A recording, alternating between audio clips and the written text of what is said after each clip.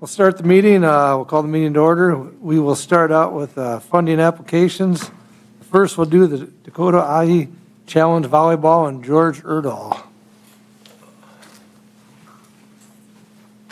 No, thank you for having me here today. I just want to present a little bit. We're asking for your grant for $6,500. This is the first time we're doing the Dakota Yate Challenge Volleyball Tournament, DOC. Last year we came down to do basketball back in January. It was a great success, I think. Our board members thought we had a good turnout, good time. Everything went well. So we decided to add volleyball this year. Next year we're looking at possibly adding cross country with it. So kind of what we're looking at, we got 16 teams that are going to be coming down for this in October. They'll be coming in Thursday night to staying Thursday night, Friday night. We figure half the teams will still stay Saturday night before they head home. So we have a lot of West River teams. So when we kind of look at this, what we bring to the city, we're looking at per night around $40,000 in hotel rooms taken by the teams per night. You add on to that the meal money that each school gives to their kids. What we bring in. We spend a lot of money at Sun Gold Trophy for our awards and different things like that we give out to the kids for their tournament. So we feel like we bring a lot into the town. We enjoy coming to the Corn Palace. The kids have been, with basketball last year, bringing them down here. That was one of my thoughts is let's get them into the Corn Palace because it's a great experience to play here for basketball.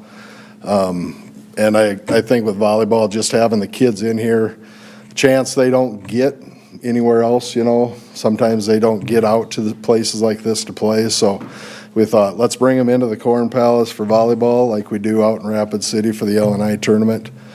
So like I said, we're bringing in 16 teams to this tournament. The coaches are all pretty excited about doing this.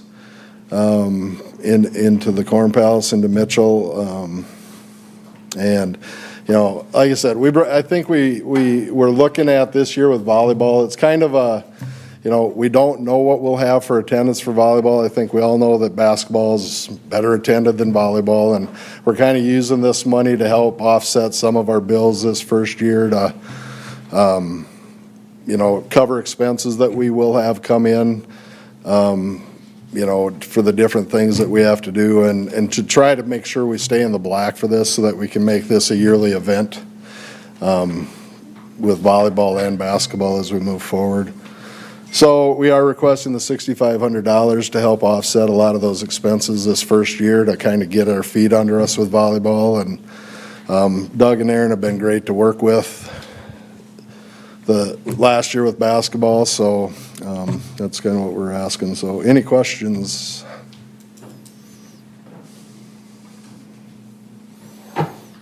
I do see on your sheet here, you're 6,500, and then you list the comp rooms. Are you asking for that in addition? We are asking for the comp rooms in addition. That's for the officials. They all come from out of town. Most of them are over 100 miles away.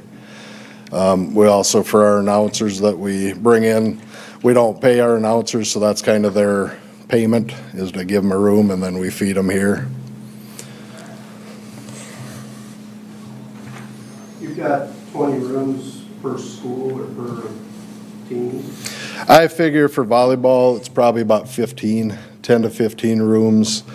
Because a little less numbers than the basketball brings in as far as the numbers on the team. Most teams bring in 12 girls versus the 15 to 20 boys or basketball players. With basketball, we have both the boys teams and the girls teams here, so we kind of fill them up a little bit better with them. But since it's just volleyball, and like I said, next year we are looking at adding cross country if we can make it work out, which would bring in a few more kids and a few more rooms, which would be run the same time as this. It'd just be on that Saturday morning. Once they kind of figure out where cross-country meets are run in Mitchell, I'm not sure if they've really got all that straightened out yet or not with the Wild Oak the way it is.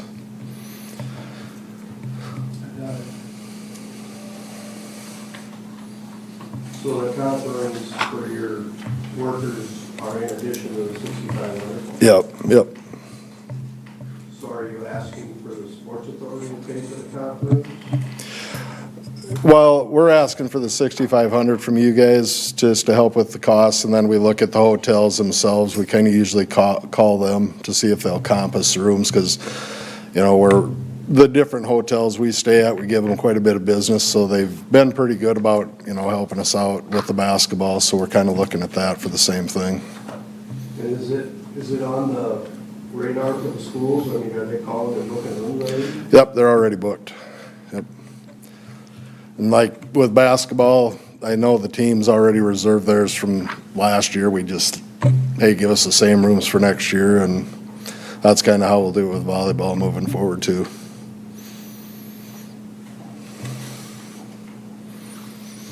And we like coming to Mitchell. We were in Huron with the basketball for, 30 some odd years, and the hotel situation, I know Mitchell, I grew, down here quite a bit with working down here, so I said, we got the hotel rooms down here in Mitchell, we got the food places, and unfortunately before Perkins burned down and a couple other places closed, but there's still some new ones coming in, and we're staying out there by the McDonald's down south, and there's so many places we can just have the kids walk to, and it's safe for them, and it's a lot easier access for the kids versus driving them everywhere in a bus in Huron. And so we enjoy being here. We enjoy coming here to the Corn Palace.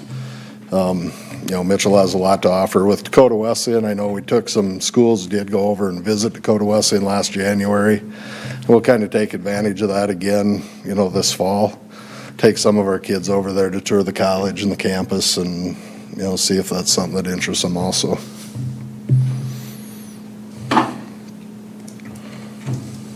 Any other questions? George, what kind of fan following? With basketball, we know it's going to be less, but Saturday could draw, depending on championship games. Potentially, depending on the championship games. We look at who is going to be there and kind of the teams. We've talked about this, and the teams we're anticipating, I'm not going to say who we anticipate, would bring very good crowds. So Saturday night might be some good crowds. If it all rolls the way we kind of assume it's going to roll with the teams that are going to be here. Well, we're glad you're bringing it to Mitchell. We appreciate that. Anything else? Thank you. All right, thank Thank you you. guys. Appreciate it. Next, we'll go to Hoop City Classic with Brad Barcher.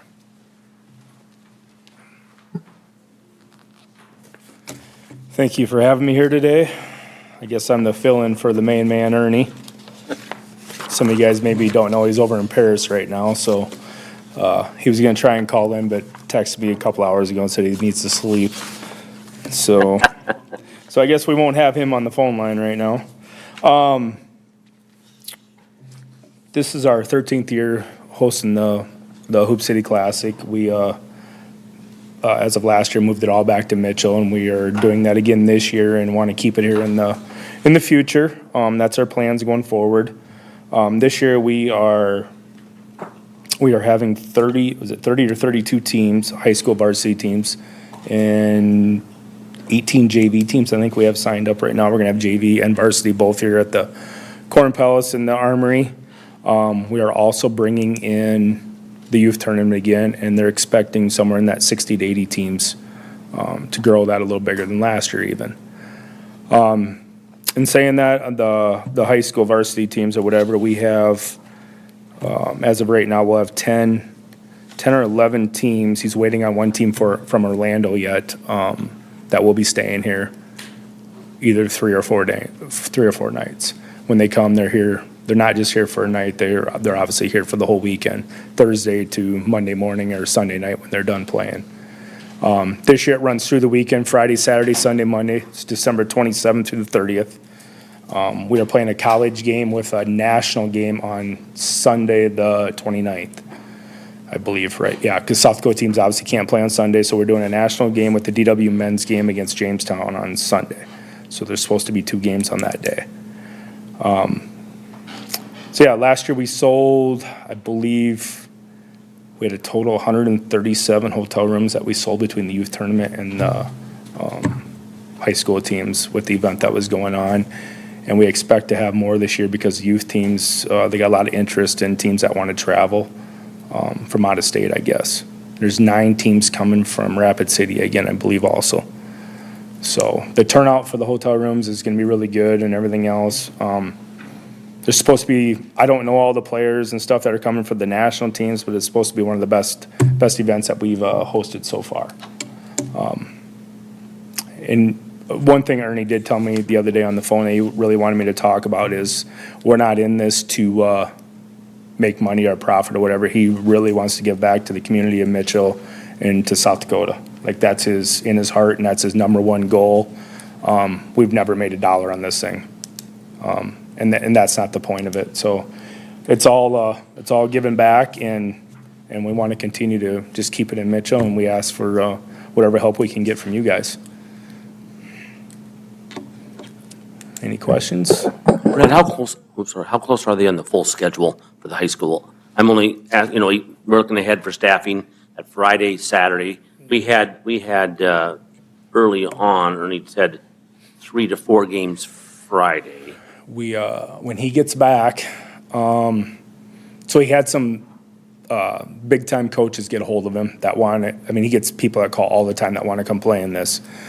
When he gets back, he's going to sign some contracts with the team from Orlando, and I think maybe a team from Virginia. I'm not 100%, but it will be officially set within the next 10 to 15 days. So when he gets back, he told me we'll take care of all that and wrap it up kind of, and then we'll get the schedule out ASAP. Very good. So yes, it's going to be it'll be pretty close to that, Doug, still on that Friday. For the board, we did 10 games a day on 2 days, not counting the Armory games. So it was a busy place on those 2 days last year. So Yes, it was. 10, I would say 9's better. 10's a lot on staff and workers in the Armory. And that went very well. It was a very well run. We had a lot of compliments on having the Armory, even here in the Corn Palace part, where teams had JV players that were on the varsity team, obviously, and playing in both, that they got to be in one location. They really thought that was cool. So Then the little kids were all over at DW, weren't they? they're all over at DW playing in the old Wellness Center and the new one. How many teams, I know it was the first year last year here for the youth, and what are you kind of expecting this year for that I part of it? believe the total was 46 last year. This year, they're projecting 60 to 80 right now. Ernie, They're the only show going on at that. Ernie thinks it could be doubled last year, and he's kind of worried. He doesn't want to go too big, but he's not going to turn anybody away either. He'll make it work. It's kind of like Coach Christensen. He's just going to make it work somehow. He's not going to turn nobody away. That doesn't have that youth one going on either. Oh, they don't? Yeah, and Ernie's too cheap when he charges teams. But he does that. Yeah. No, so that's why he's gonna get a lot of teams. So. Brad, are the lodging expense for your budget? Yes. I'm assuming that's for like your out-of-state high schools that are coming. Is that what you use that for? We use the out-of-state. We do have some in-state teams, like White River, and some of them do, or Pine Ridge will stay 2 nights. Actually, they'll be here 3 nights because they're going to be here through the Sunday. But yes, 95% of that is for the out-of-state teams, yes. Because a lot of the state schools pay their own way, don't they? Some do. Ernie's a negotiator, so some of them he will do a 50-50 with them and stuff like that too. But yes, majority of it, Dave, is out-of-state. Okay. Having it Sundays gives them an extra night here too, doesn't it? What's that, Doc? Gives them an extra night when, Yes, yep. we're gonna Saturday to have- Monday. There's some that'll play, some of those out-of-state teams like Coronado out of Vegas, and then they will play here Friday, Saturday, be here Sunday, won't be playing, then play on Monday. So, yeah. So it's a growing event. We do have to cap it at some point, though. We can't bring everybody in. But we've had good results keeping it Mitchell, and Ernie made the comment to me the other day, he doesn't ever want to leave Mitchell again. So we want to keep it that way. Any other questions?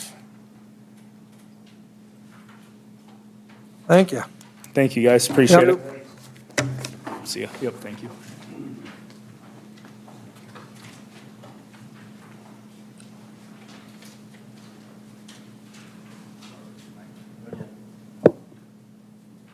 The next will be Rankum Raisin Bowl. We're going to give them a quick call here on the telephone.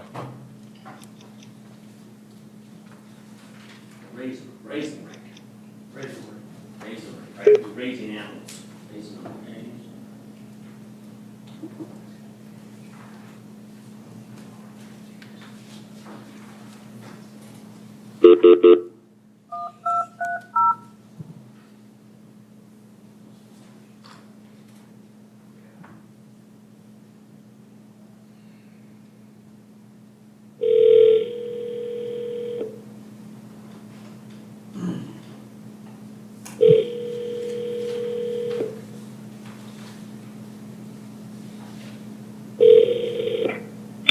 Hello. Hey, Dylan, it's Aaron Heeb with the Mitchell Sports and Events Authority. If you just want to, you got the floor, if you want to go ahead and share information about your grant application and the event. Yes, sir. First, apologies for not being able to be there today. We had a football game for my son, so wish I could have been there. But yeah, it'll be our third year in Mitchell.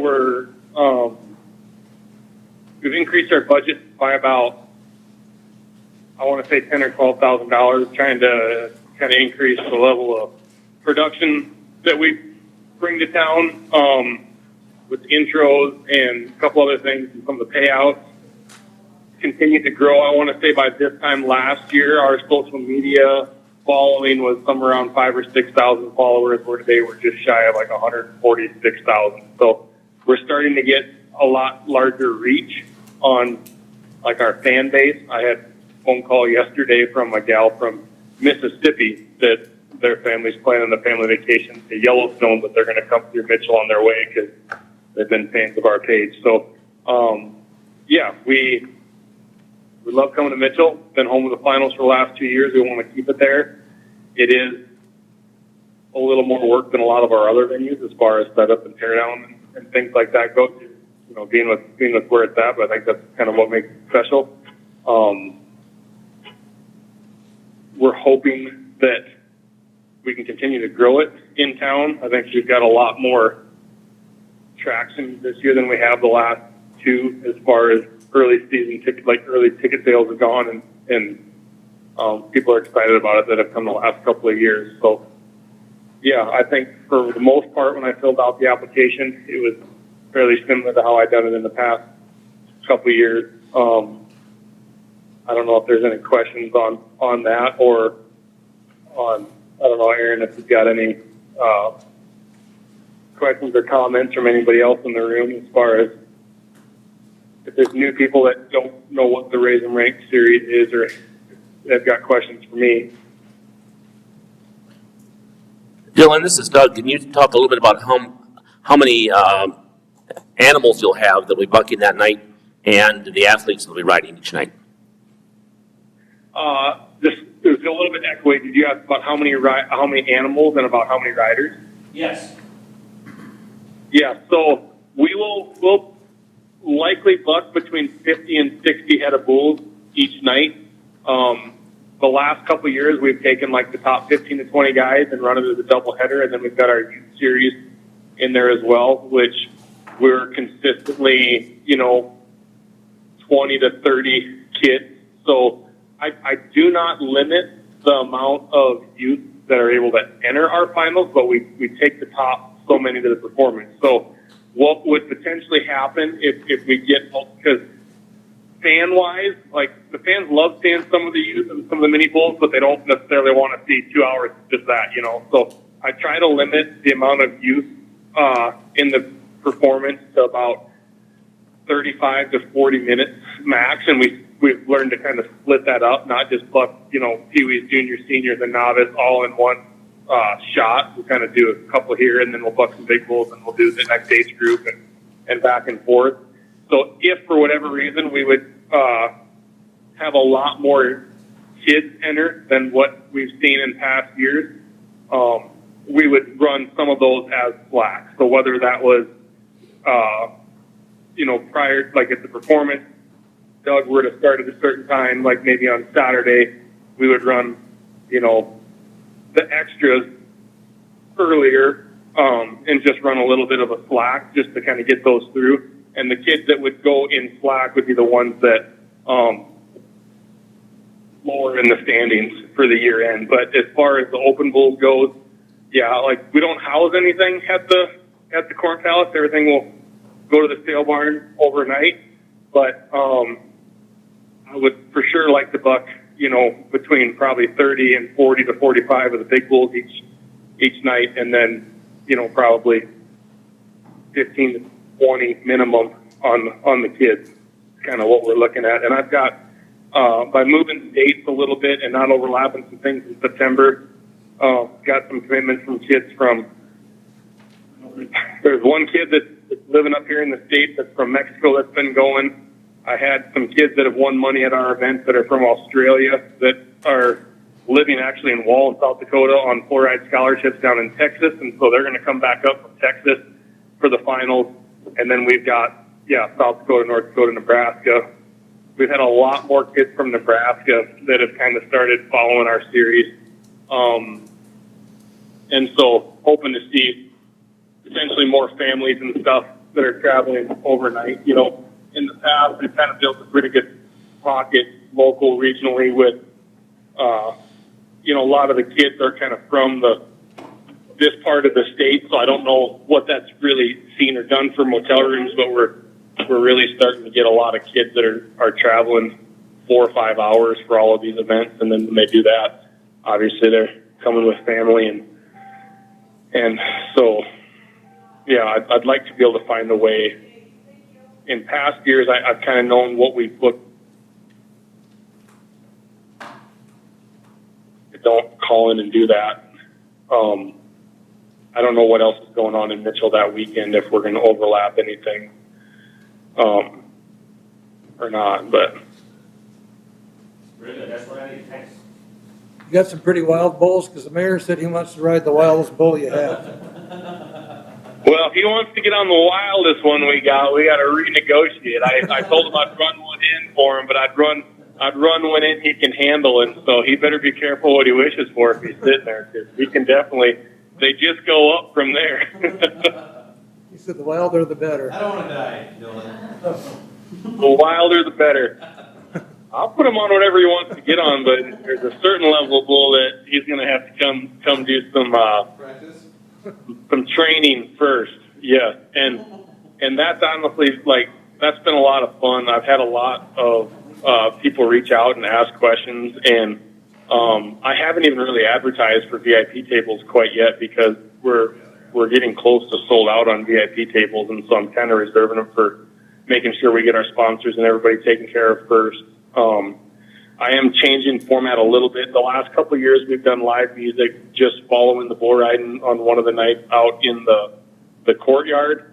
This year, we never really got enough people, I felt, to stick around and watch to really justify the spend on that. So we're still doing live music, but if gates open at 5 and bull riding starts at 7, we'll do live music from 5 to 6:30 inside the Corn Palace. So when people come early and get a seat, we've got live music there available for them to listen to. And then we'll start getting into some of our sponsor videos and kind of find your seat the last half hour. And then we've got some really fun stuff planned for intros. Still doing the VIP tables like we had the last couple of years. And then the after party will be over at the back 40, where we've also got a lot of fun stuff planned for Saturday all day long between, bull rider meet and greets. We've got beanbag tournament stuff planned. We've got mechanical bull riding with prizes for the winners of that. So trying to have a few more things to do kind of during the day. And I think some of the places that we've gone, the fans really respond well when they can interact and communicate with the contestants. So we're trying to create some opportunities for that to happen. Dylan, Tim Smith, what kind of promotion are you doing at your prelim events for us, for the finals in Mitchell? I mean, we had some signage in the past. Obviously, now we're only about a month away, but are you somehow promoting promoting those finals during your prelim event? Sorry, my prelim event, explain what you mean by my prelim event. Yeah, over the summer months. Oh, yeah. So, in past, so like 2 years ago when we did, the sponsorship stuff, Right. a portion of those dollars came from the Corn Palace, and then we ran commercials for Corn Palace Festival, like on our televised commercials. So like for this season, all summer long, like when we go to Spencer, Vermillion, Edgerton, Minnesota, when we go to Sioux Falls, when we're kind of at all of our tour stops, we highlight and hint on all year long that, you know, join us October 4th and 5th, the Raise 'em Rank Finals, Mitchell, South Dakota. You know, we really encourage people to follow that page to stay up to date on what events that we've got, you know, VIP tables available for, things like that. Right. I don't do a lot of radio advertising until about 7 to 10 days prior to the event. I just don't get the traction out of it. We get a lot more traction by running commercials on social media, on Hulu. We'll work with Dakota News Now a little bit and run some commercials during some of the bigger, like Vikings games and things like that. So we're going to start running some of those. We're actually, this week I should have the TV commercials with we've got a lot of good photos and video from the Corn Palace and from other events from the last couple of years. So my marketing group behind us, we'll kind of edit those down, get some, 15-second clips and 20-second clips and 30-second commercials, and then we'll kind of decide where we think that the best spot to spend that ad spend is at. That's, one of the benefits for us being able to, like with the grant that we've gotten through you guys in the past, we're able to take some of those dollars and put towards the facility rental, and then some of those dollars go towards us being able to advertise more ahead of time. And so, yeah, all season long, we try to piggyback on the advertisement for other events and kind of hint towards Mitchell all year long. We're like, when I'm in Spencer, I'm not talking about Vermillion, or when I'm in Vermillion, I'm not talking about Edgerton, but everywhere that we go, we talk about Mitchell, South Dakota, home of the Raise 'em Rank Final, October 4th and 5th. Great. That answers my question. Thank you. Yes, sir. Any other questions? All right, thanks, Dylan. Thank you. Thanks, guys. Appreciate you. Yep. Bye.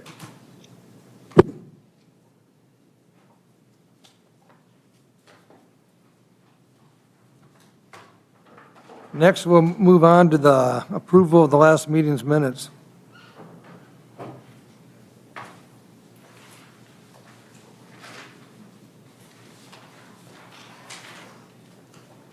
I'll make a motion to approve. Second. Got a motion by LaRue, second by Tim. All in favor of the motion, say aye. All right. Against nay? Motion pass. We'll move on to the financial report. Aaron. Okay, included in your packet, we have the Sports and Events Authority financials. This is year-to-date, September 6th, 2024. Our awarded checks that have been written so far for 2024 is $63,450. We have no outstanding items for this year, which leaves a current available fund balance of $86,550. And then just a couple updates from past months' collections. So the collections for June, collected in June for May records increased to $29,834. We've received all the collections for that month.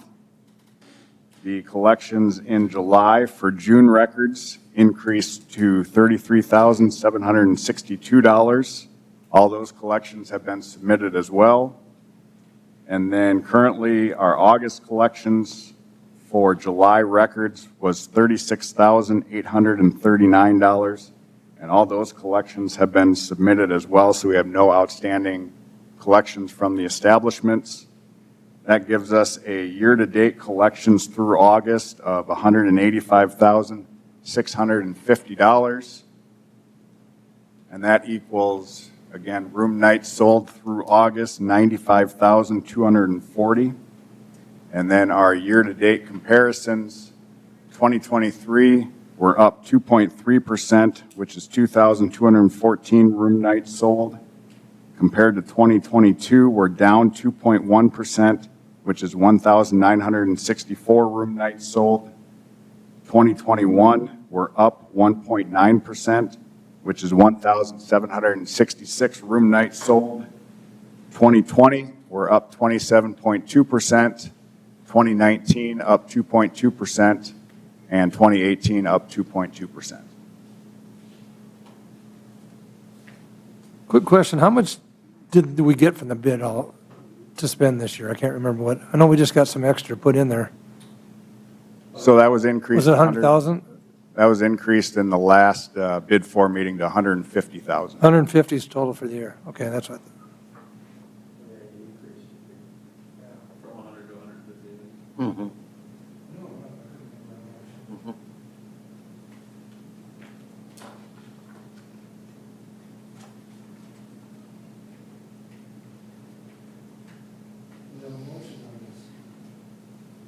Move to approve?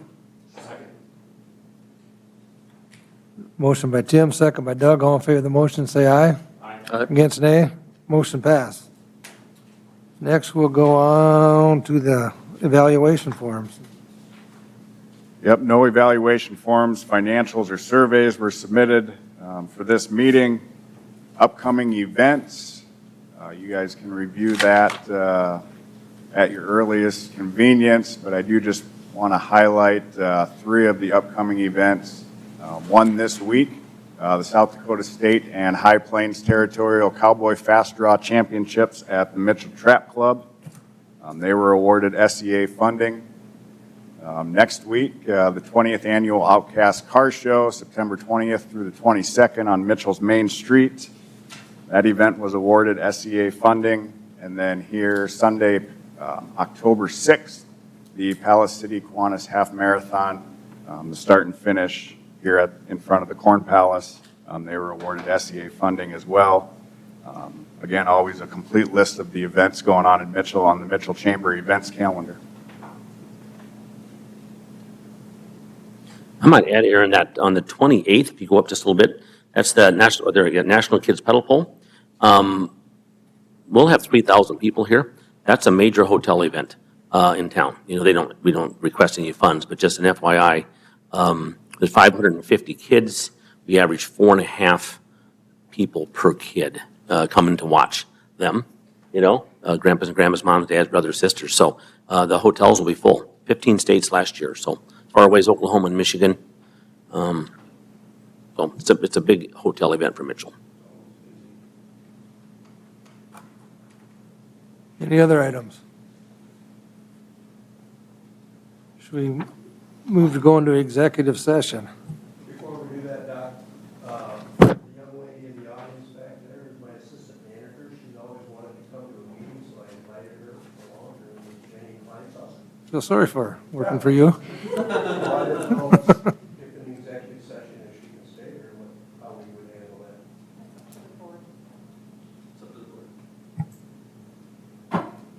I'm okay with it. Yep. Anybody not okay? Tell her to come sit up. You can stay, Jenny. We won't kick you out. I wondered who that was back there.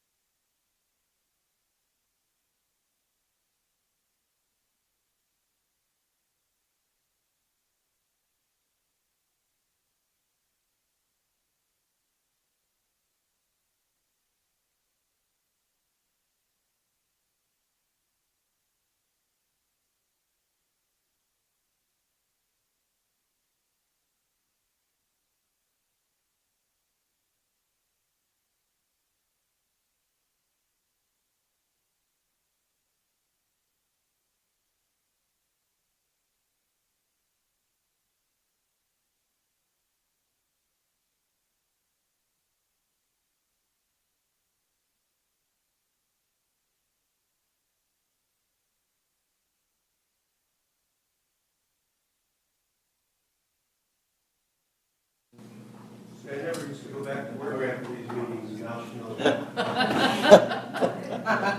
Okay, we're back on here, and we're going to go to the funding for Raisin Rank Bull Riding, final series here at the Corn Palace. Make a motion for $5,000. A motion by Tim, Second. second by Dave. All in favor, say aye. Aye. Against nay? Motion passes for 5,000. Next, we'll go to Dakota Ate Challenge Volleyball. I'll make a motion for 4,200. A motion by Emily for 42, Second? second by Tim. All in favor of the motion, say aye. Aye. Against nay? 4,200 passes. Hoop City Classic. Make a motion for 12,500. Jill makes a motion for 12,500. Dave, second. Dave will second. All in favor of the motion, say aye. Aye. Against nay? Motion passes. Next meeting will be October 8th. Ooh, early one. We'll meet here at 2 o'clock. Motion adjourned.